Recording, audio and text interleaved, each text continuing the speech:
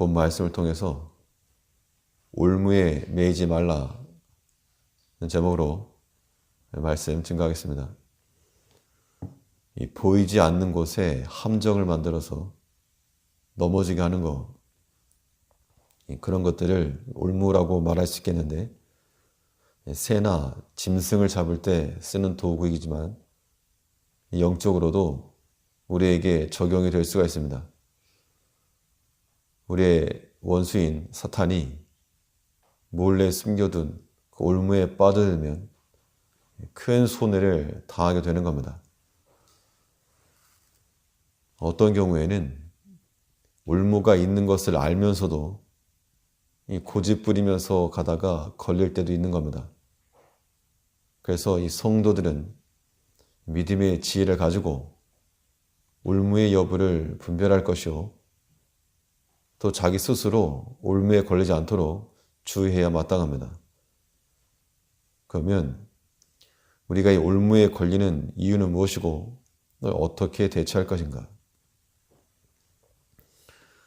본 말씀을 통해 살펴보면, 먼저는 이 온전하지 못한 순종이 올무가 되는 겁니다. 이 신앙 고백에서 죄란 무엇이냐 라고 하는 질문에 대해 하나님의 법을 어기는 것과 순종함에 부족한 것이라고 했습니다. 순종을 안 한 것은 아닌데 조금 모자라게 남겨두는 것도 죄라는 겁니다. 이것이 우리에게 올무가 될 수 있는 겁니다. 아나니아 삽비라 부부가 밭을 팔아서 초대교회 사도들 앞에 가져왔습니다. 믿음의 큰 일을 하긴 했는데 조금 남겨둔 겁니다. 조금. 그 결과 그들이 남겨놓은 그 조금, 온전하지 못한 불순종, 그것이 올무에 걸리고 만 겁니다. 오늘 본문에 보면 이 광야 백성들이 하나님의 뜻을 순종해서 가나안 정복 전쟁을 통해서 원주민들을 몰아내고 약속하신 그 땅을 차지하긴 했는데 일부를 남겨놓았다 그랬습니다. 34절에 보니까 저희가 여호와의 명을 좇지 아니하여 이족들을 멸하지 아니하고, 이족들을 멸하지 않은 이유에 대해서는 수고롭게 일하지 않은 겁니다. 굳이 싸워서 몰아낼 이유가 무엇인가? 전쟁의 위험에 빠질 이유가 무엇인가? 저들에게도 배울 게 있지 않겠는가? 그래서 전쟁하지 말고 화친하자, 이런 의견들이 대두되었을 거라는 겁니다. 얼마나 말이 많은 사람들이었는데 그런 의견들 반드시 있었을 겁니다.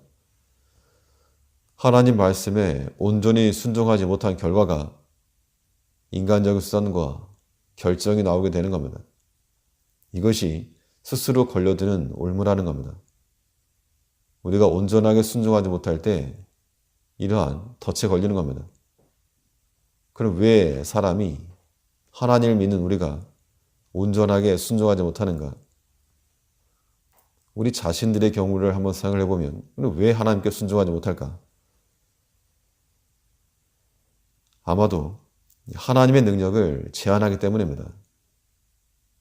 이렇게 한다고 해서 뭐가 되겠는가? 혹은 하지 않아도 되지 않겠는가? 사람은 눈으로 보고 또 확실한 증표를 얻은 후에 행동하려고 하는 습성을 가지고 있습니다. 그래야지 안전하니까. 근데 믿음의 본질이라고 하는 것이 눈으로 보고 확증한 후에 행하는 것이 아니고 들은 말씀을 근거로 아직 확실함이 나타나기 전에 행동하는 게 믿음입니다.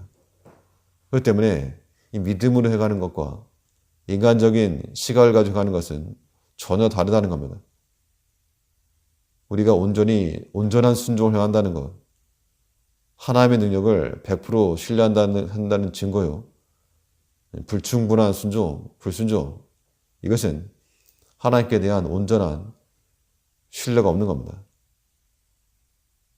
뿐만 아니라 우리 마음 가운데 두려움이 생길 때도 온전하게 순종하지 못하게 됩니다.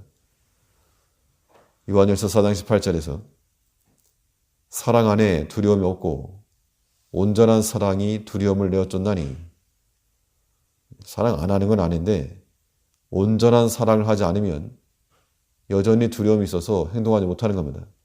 반대로 온전히 사랑하게 되면 두려움을 몰아내고 또한 100%의 행동이 가능한 겁니다. 우리가 하나님께 온전히 순종하지 못한 이유가 우리 마음 가운데 여전히 세상적인 두려움이 남아있기 때문이라는 겁니다. 이러한 선택과 결정이 과연 유익하겠는가? 먹고 사는 데 도움이 되겠는가? 혹은 손실은 되지 않겠는가? 그러니까 인간적이고 세상적인 두려움이 남아있기 때문에 온전한 순종을 못한다는 겁니다. 그것은 또한 하나님을 온전히 사랑하지 못하는 증거이기도 하는 겁니다.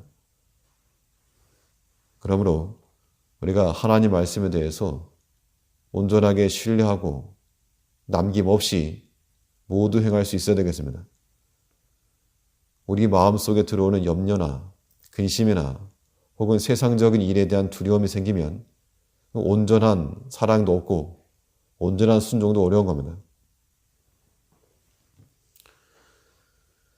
하나님께서는 우리에게 이제 너희들이 무엇을 행했느냐, 행동을 원하시지 않고 우리의 마음을 원하시기 때문에 우리는 99%도 하나님을 만족시키지 못하는 것이고 100% 온전한 마음과 온전한 순종을 기뻐하시는 하나님이신 줄 알아서 하나님 앞에서 남겨놓은 그런 불충성한 것들, 이 모든 것들이 우리 행한 모든 수고를 무용지물로 만다는 이런 생각을 가지시고 이 모든 것들을 다 멀리하고 하나님 앞에 온전히 순종할 수 있는 우리가 되어야 되겠습니다. 또 언제 우리가 올무에 걸리게 되는가 하니, 세상의 것을 배우고 따라갈 때 올무에 걸리는 겁니다. 하나님의 길은 험난할지라도 안전한 길이요, 세상의 길은 넓어 보이고 화려하고 좋아 보일지라도 멸망으로 향하는 길이라 그랬습니다. 그래서 우리가 하나님에게서 눈을 돌려 세상을 향할 때, 세상을 향해서 눈을 뜰 때 하나님께서는 우리에게서 얼굴을 돌리신다는 겁니다. 세상에 속해서 그 사상과 소행을 배우게 되면 그 행위 자체가 우리 영혼을 가두는 올무가 되는 겁니다. 35절에서 열방과 섞여서 그 행위를 배우며 이족들을 멸하지 않고 남겨둔 결과 그들과 섞여서 이족들을 멸하지 아니하고 열방과 섞여서 그 행위를 배우며 그 우상들을 섬김으로 그것이 저희에게 올무가 되었도다.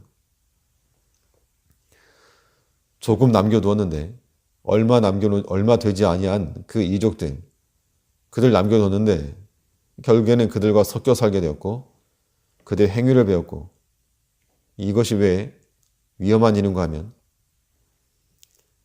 하나님께서 매일같이 주셨던 그 은혜들, 그런 것들에 대해서 다 망각한다는 겁니다.